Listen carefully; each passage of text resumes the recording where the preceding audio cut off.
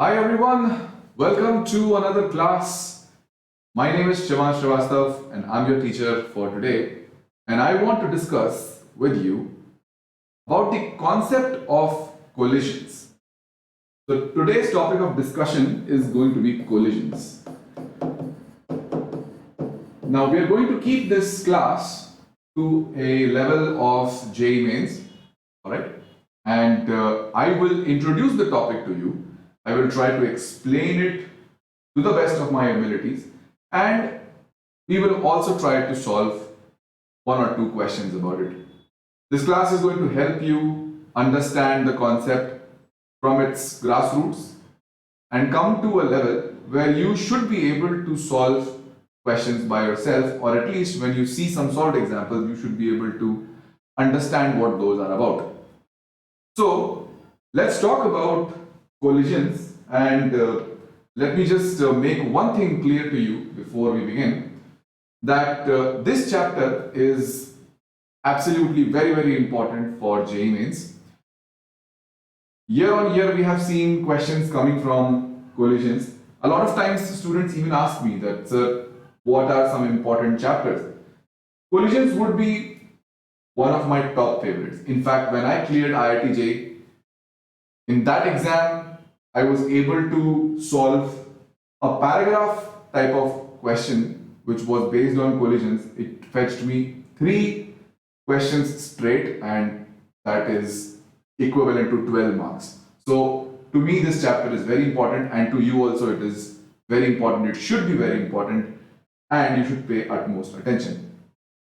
And when we talk about collisions, we basically think of 2 objects hitting each other. Okay, like for example, a billiards ball hitting another billiards ball, right? Snooker ball, billiards ball, pool ball, whatever you want to imagine. Or a car getting into an accident with another car, alright? Or you simply just taking a ball and throwing it on the wall and then catching it back. So the act of the ball hitting the wall. So these are all some common examples of collision. Alright guys, this is what we have known from our experiences. However, in physics, collision is not exactly when 2 objects hit each other. That's not the necessary condition for objects hitting each other. Now why is that? So let me try to explain. See, what happens is that, let's say there is an object A, okay, and then there is another object B. Okay. For now, let us just assume that this object B is not moving. Okay. And the value of UB is equals to 0. When I say UB, U represents the velocity with which the object is moving, and B represents the name of the object. So UB means the velocity of B initially before the collision has happened, and that is equals to 0. I'm just taking a very simple case. Let's talk about UA. Okay, and let's say that UA is greater than 0, which is why it is going to approach the object B and collide with it. So guys, when collision happens, what you can notice is that B will be here, alright, and A will be here, and A will be touching the object B while the collision is happening, obviously. Alright, so what do you think will happen when A is going to touch B? If you understand, if you can see what is going on over here, you will realize that the object A will be applying a force on object B, okay, because it is coming in hitting the object B. And Newton's third law says that B will also apply a force on A. Okay, so A is applying a force on B, B is applying a force on A, and according to Newton's third law, these 2 forces that I have represented with 2 arrows, these are equal and opposite in nature. Alright, so whenever collision happens, an object applies force on another object, the other object also applies force on the first object. Now this is obviously true. Let's say if we assume that the value of ub is not 0. Okay, let's take another case in which we assume that the value of ub is not 0, and we say that the value of ub is, let's say, 1 meters per second. So this is also moving. However, this is let's say 3 meters per second. In which case, again, collision will happen. Okay, A will eventually reach B because B is moving slower than A. So A will eventually reach B, and we can say that there will be a collision. But even if both the objects are moving, can you say the same thing, that they will apply forces on each other? Of course, because there will be certain contact, and whenever contact happens, forces are applied. And this can also be true if the object B is moving in this direction. Okay.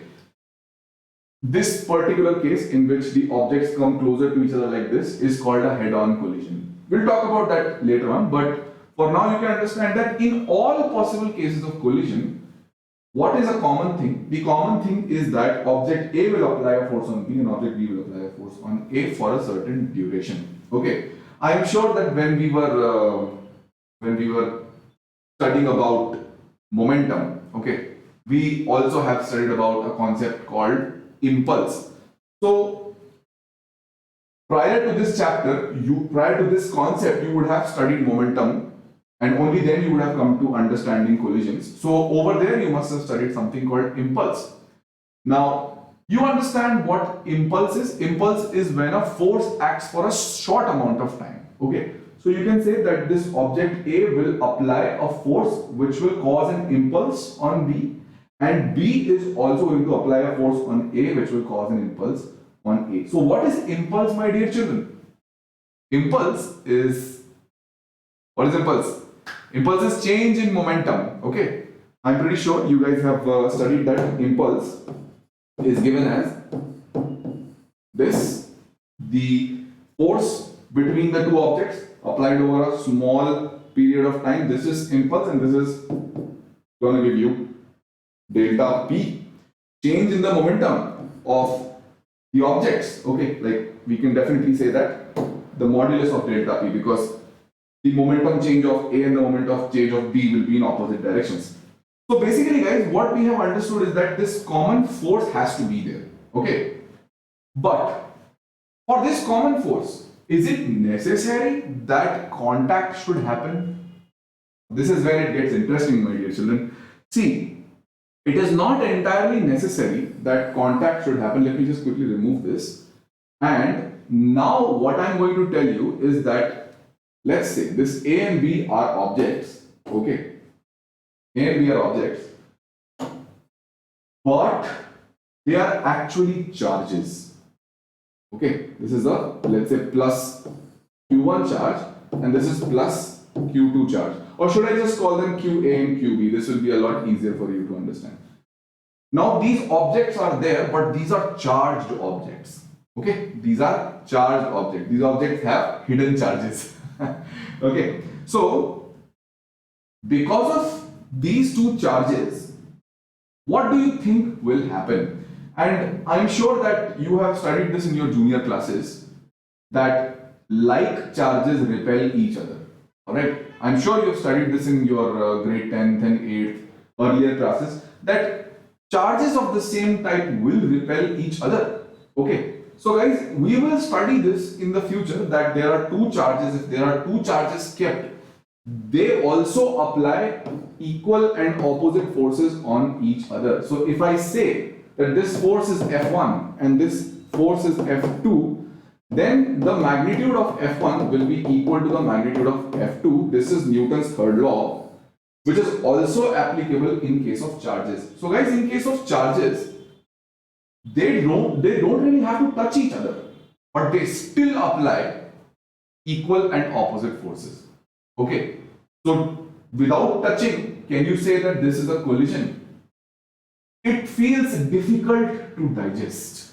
It feels that no, this is something wrong. It doesn't feel right. But guys, in physics, a lot of things are actually counterintuitive like that.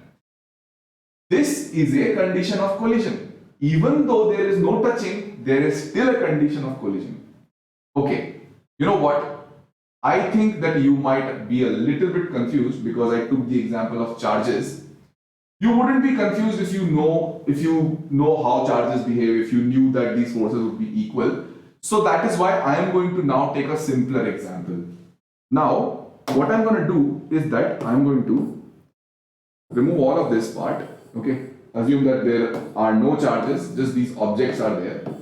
However, one important thing is going on over here. This object B is connected to a spring. Okay, that you can assume this object B is connected to a spring. They are on a smooth frictionless floor. Object B is at rest. Let's just again make it at rest. Okay, we are assuming that B is again at rest. Now we are not giving velocity to B, and this object A is moving with this velocity towards B. Okay, now what will happen? What will happen is that this object A will compress this spring, okay, and what it will do is that it will press against the spring. The spring will apply a force on object A, and this spring will also apply a force on object B, and these forces will be equal and opposite. I hope you know this from the study of springs. We have studied springs in the past also in the chapter of work, energy, power, and even in Newton's laws of motion we discuss springs. So this object A, what it will do is that it will compress the spring, it will try to come close to the object B, but the spring will not allow that there is a direct touching between A and B. Here there is no direct contact. But if these forces are again equal, let's say this is F1, this is F2, and I am saying that F1 will be equal to F2, this we understand from the behavior of the springs, that these forces should be equal and opposite to each other. I am not going to go into the detail of why these forces will be equal to each other. It will be there because of the behavior of the spring, and obviously the spring is considered to be ideal over here. Okay, the spring is considered to be massless and all the other conditions of what an ideal spring is. So that is what we are considering over here. So these F1 and F2 are again equal to each other. Can you still say that this is collision between A and B? No, not between A and the spring. Is this a collision between A and B? Yes, it is. Yes, my dear children, this is also a condition of collision. Again, very counterintuitive, very difficult to believe at first sight because there is no touching. But still, there is a condition of collision. So, my dear children, again, let us rethink what collision truly means. So guys, in collision, what it truly means to have two objects collide against each other is that there is simply a redistribution of momentum. Okay, now what I'm trying to say is that if the object A had a mass of let's say 1 kg, object B had a mass of let's say another 2 kg, let's say. Okay, so what you would notice is that the momentum of both of them combined, which is how much? Let's say what is PA? Momentum of PA will be MA UA. Okay, and you can just simply multiply 3 and 1 over here, so this becomes 3 Newton second, which is the standard unit of momentum. I hope you know this. And the momentum of B, which is equals to simply MBUB, should be equal to 0. Okay, now the sum of these two momentums is 3. 3 plus 0 is 3. Okay, if we add up these two, then this is equivalent to simply 3 Newton second. Okay, that's what it is. And what I'm trying to say is that collision is a situation in which before this event of collision, the momentum is 3 Newton second, and after the collision has happened, it will still be 3 Newton second, not 3 Newton per second. This is 3 Newton second. Okay. So what is truly happening? What is happening is that some momentum change is occurring for this object A, and the same momentum change is occurring for this object B in the opposite direction. So the net momentum does not change. It's like as if some momentum from object A will be taken away and it will be given to B. Okay, it's like, there are two friends, both of them have a wallet. Okay, now one friend has 100 rupees, the other friend has no rupees, he's broke. Okay, and they decide to go to a shop, but he's a very caring friend, the one who has money. He wants that his friend should also have some money. All right, he does not want his friend to appear broke, so he takes out his wallet and gives 50 rupees to his friend. So earlier also they have 100 rupees, and later on it is just a simple redistribution of money. Both of them now have a combined wealth of 100 rupees. Okay, so this is what you can compare the collision to. Collision is simply redistribution of momentum. Collision is not simply when objects hit each other. And why is this redistribution of momentum occurring? This redistribution of momentum is occurring because of impulse.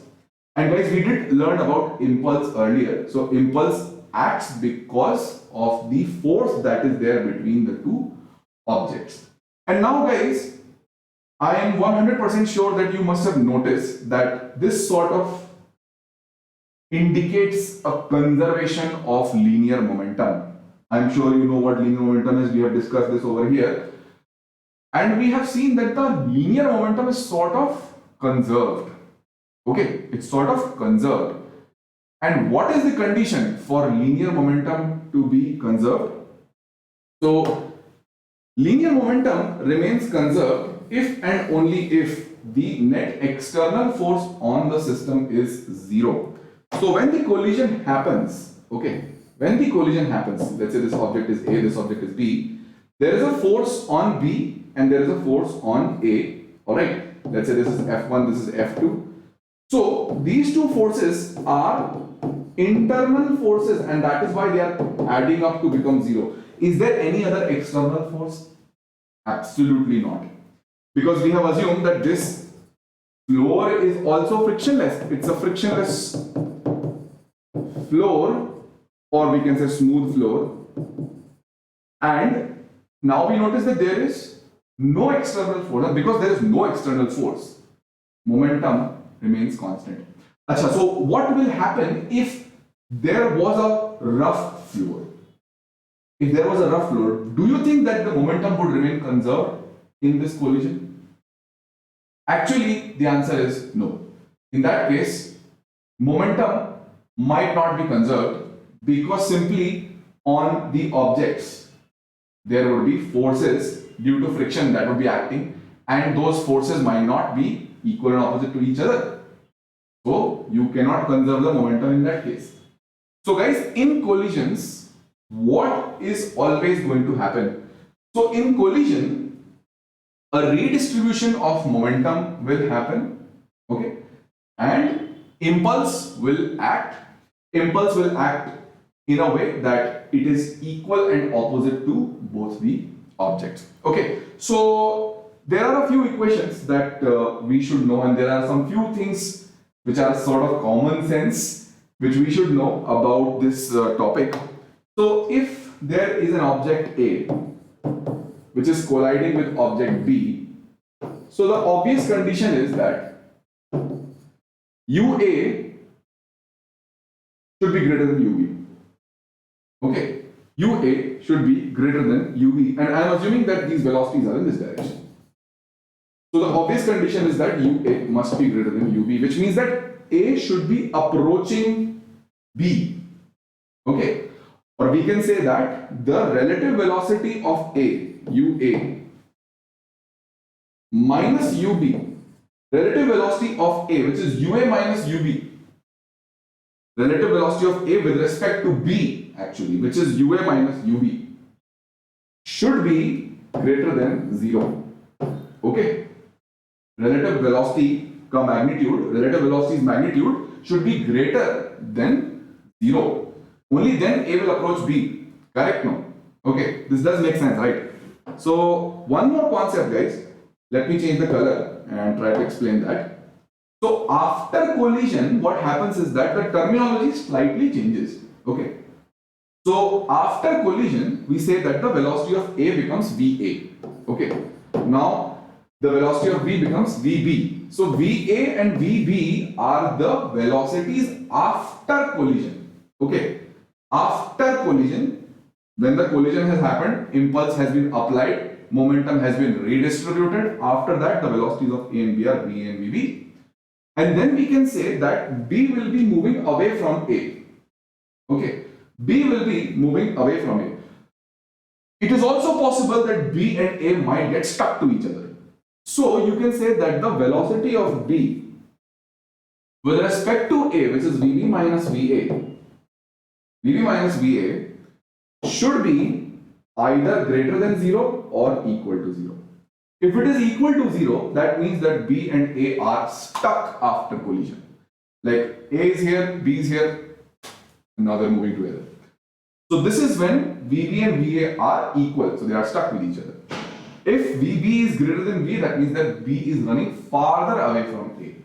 Okay, so you can see that there are two terms, UA minus UB, and there is another term, VB minus VA. Okay, so if we write VB minus VA, this is called the velocity of separation, because this is the relative velocity after the collision has happened and the objects are going to separate. If they are not going to separate, then the velocity of separation is 0. If they are stuck with each other. And UA minus UB is the velocity of approach. Okay, so we can write that this is the velocity of approach. I think I should remove the modulus from here. Just a second. Let me just remove this. So UA minus UB is the velocity of approach,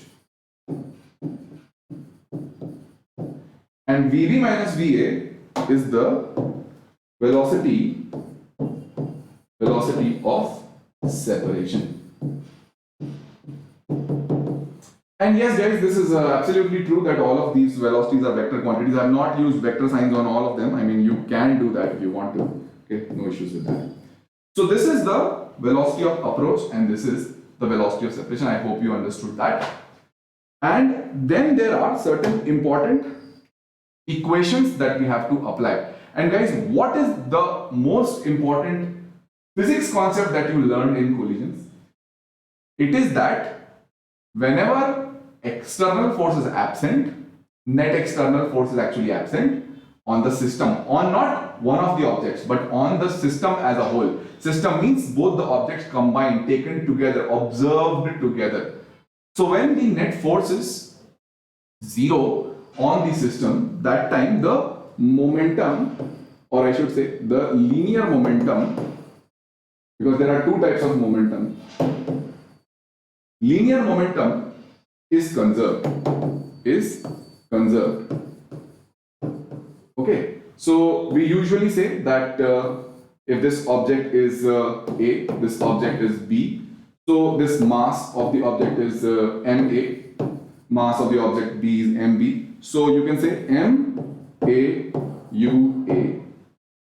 plus MBUB should be equal to MAVA plus MBVB. Alright guys, so this is the conservation of momentum. This is the most important thing about collisions. And guys, the kind of collisions that we have studied up until now, these are called collisions along a straight line. Okay, there is another term called collisions that are oblique or simply oblique collisions, but we'll discuss them later. But right now what I want to do is that I want to take a very simple question with you all. Okay, so let's say that there is a frictionless floor, alright, and there is an object over here, alright, there's an object over here, and this object has a spring attached to it, alright, and this object is B and there is another object which is A. Okay, now it is given that the mass of the object A is, let's say 1 kg. We'll take simple values, okay, we'll not complicate it, and the mass of the object B is also 1 kg. Velocity of the object B is 0 and the velocity of the object A, let's say, is 5 meters per second. Okay, so now you have to tell that what will be the velocities after collision for both of them? So this is a very simple question that you can take over here. Alright. So you can just say that MA UA plus MB UB, which is 1 into 5, this is MA UA, plus MB into UB, which is 1 into 0. Alright. Now this should be equal to MAVA plus MBVB. Okay. So MA is simply 1 kg. So let me just remove this part. I can remove this part. MB is also 1 kg. So I can just simply remove this part. So I have one equation which is VA plus VB equals to 5. This is one equation that I have. Alright? But you must be thinking that, sir, this is kind of strange that we have taken VA plus VB equals to 5. Now we have only one equation. But we have two variables. We don't know VA. We also don't know VB. So what should we do in this case? So guys, when such kind of questions are given to you, it is sort of like implied that the spring over here is definitely ideal. So the spring is ideal means that the spring may first absorb some amount of energy and then it will release the same amount of energy later on. Okay. So now what we can do is that we can understand that the net energy of the system is not going to change. So we can write the net energy of the system as, let's say, what is the energy of this object initially? It is simply half into the mass, which is 1, into the velocity ka square, which is 5 square, plus the energy of this. Guys, the energy of this is 0 because it is not even moving. Alright, so if you write the energy of this simply going to be half into mass of B into UB square, but UB is only 0. Okay, now this should be equal to half MA VA square, okay, plus half MB VB square. Alright, and we also know that this half will get cancelled. We can just simply cancel these common factors. Half can be common, and MA is also 1, MB is also 1, so we can remove these from the equation, and you can now see that we have arrived to another equation, which is VA square, you can see from here, plus VB square. Now this is equal to 25. So guys, VA plus VB is 5 and VA square plus VB square is equal to 25. So can you solve for VA and VB over here? Of course guys, we can solve from here. If you solve it, you will find out that VA comes to 0 and VB comes to 5. So guys, did you notice that masses were exactly equal to each other and this object was at rest? This carried a certain momentum. Now all of its momentum got transferred to this object because you can see the velocities are now exchanged. Earlier this was moving with 5, this was moving with 0. Now this is moving with 0, this is moving with 5. So the velocities are exchanged. So the amount of momentum that has been taken away from this object is all of the momentum that it had. So all of the momentum is given to this. So the net momentum still remains constant. Okay guys. And from this we can conclude that there are certain collisions in which the energy might not be conserved because the springs are not always ideal. Okay, the springs are not always ideal. This spring was an ideal spring, so it took energy, gave back energy, but that might not happen all the time. Sometimes the springs are real. Okay, it says that sometimes the springs are real. I mean, reality is what exists all the time. So this is actually the ideal case. This is sort of impossible. Some amount of energy will always be lost. So guys, the specific kind of collisions in which no energy is lost are called perfectly elastic collisions. And now we come to the next topic, which explains what are the different kinds of collisions. So from here we can pick up on the different types of collisions like head-on collisions and elastic collisions, and inelastic collisions and oblique collisions. So we can now discuss all these topics in detail from this point on.